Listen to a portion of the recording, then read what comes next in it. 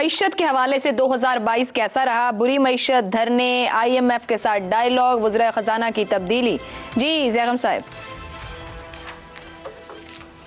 देखिए, मईशत के हिसाब से तो बहुत ही बुरा साल था कि माशी बहरान को अगर आप देखें तो माशी लिहाज से हमारा सबसे बड़ा जो मसला पिछले साल था वो इन्फ्लेशन था, महंगाई में बढ़ने की रफ्तार जो तकरीबन 25% पाकिस्तान में रही।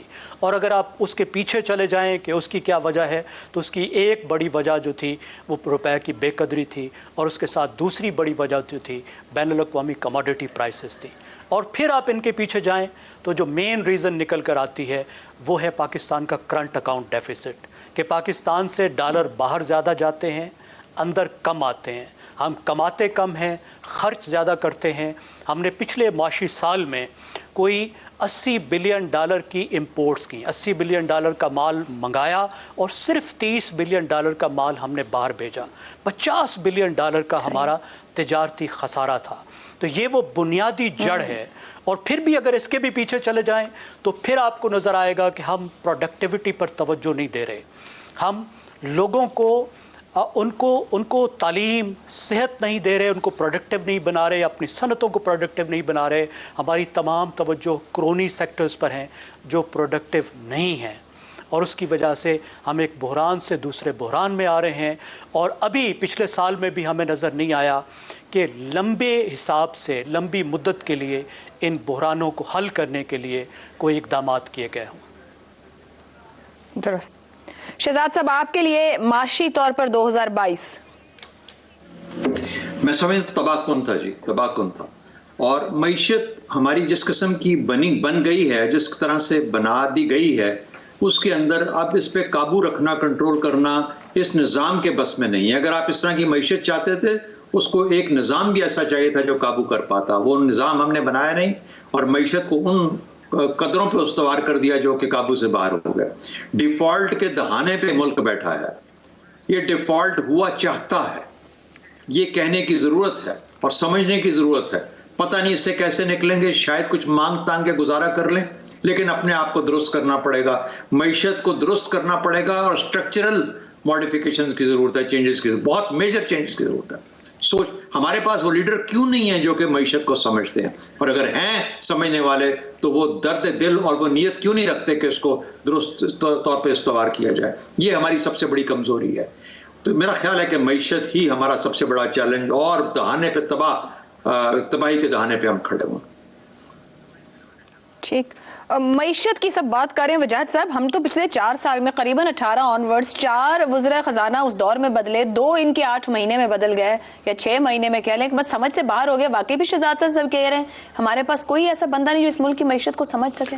हमारे पास ऐसा बंदा नहीं होना चाहिए, हमारे पास वो इज्तिमाई सोच होनी चाहिए जिसका मरकज़ा मईशत हो, जिसका मरकज़ा आवाम का मेयार ज़िंदगी हो।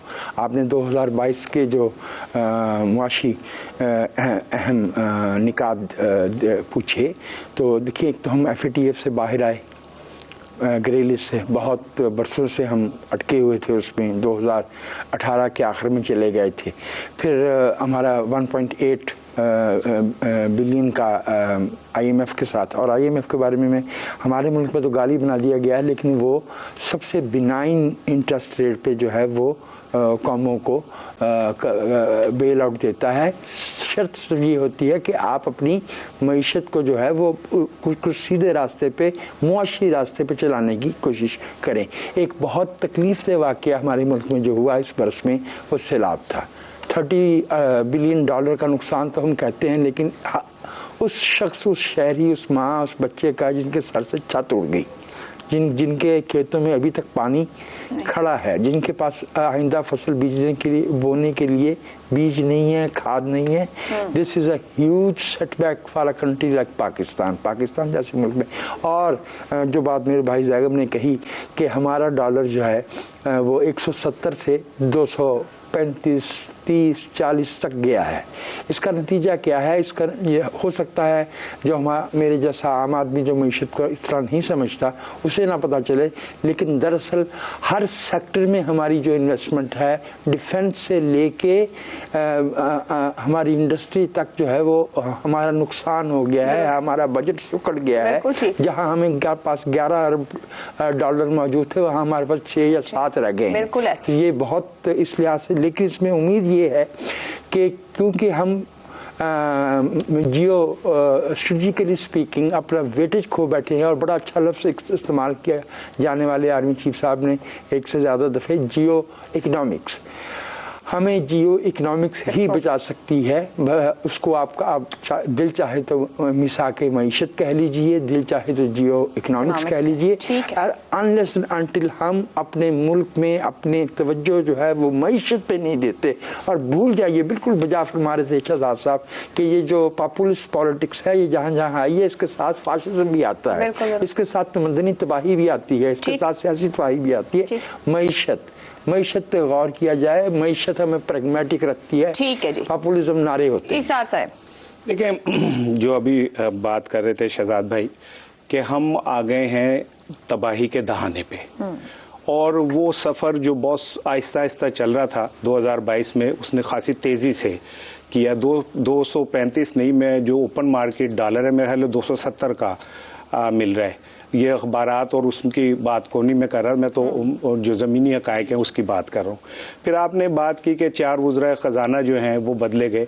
एक्चुअली पाकिस्तान में ये तकलीफ़ दे बात है, और मैं बड़े तकलीफ़ से कह रहा हूँ कि हमारे वज़राए ख़जाना कभी भी हुकूमतों के कॉन्सेंट से नहीं आते, वो कहीं और से आ रहे होते हैं, उनका एजेंडा कहीं और से होता है। आप देखें ना कि हमाद अजहर को इमरान खान ने लगाया, अगले 24 घंटे बाद वो नोटिफिकेशन वापस लेना पड़ गया था, इसलिए कि हमारे हाथ में मालियात का निज़ाम उस तरह नहीं है जैसे हम लोगों को बता रहे हैं।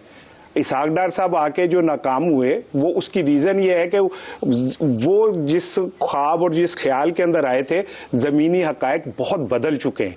लेकिन क्या हमने इस 2022 में इस बात का तय कर लिया हमने कि हमारे फेलियर्स की वजूहात क्या हैं, और क्या हमने ये तय कर लिया कि उन फेलियर्स को अब दोहराना नहीं है? खौफनाक बात ये नहीं है कि हम तबाही के दहाने पे हैं माशी, खौफनाक बात यह कि हम उस तबाही की जो वजूहात हैं उनसे भी आगाह नहीं है, ना हम उन्हें ख़त्म करने के ऊपर तैयार हैं। तो ये इतनी खौफनाक एक चीज़ है। मैं समझता हूँ कि अब अल्लाह ही हम पे रहम करे तो करे, लेकिन यहाँ पे आलम यह है कि जो लोगों इम्पोर्ट पे पाबंदी लगाई और 2 दिन बाद आपने कुत्तों की खुराक के लिए इम्पोर्ट खोल दी, और गरीब आदमी भूखा मरता रहे तो कोई मसला नहीं है, लेकिन आपके कुत्ते जिंदा रहने चाहिए। इसी से अंदाजा कर लें कि हम मुल्क में काम तरजीहात कहाँ सेट है।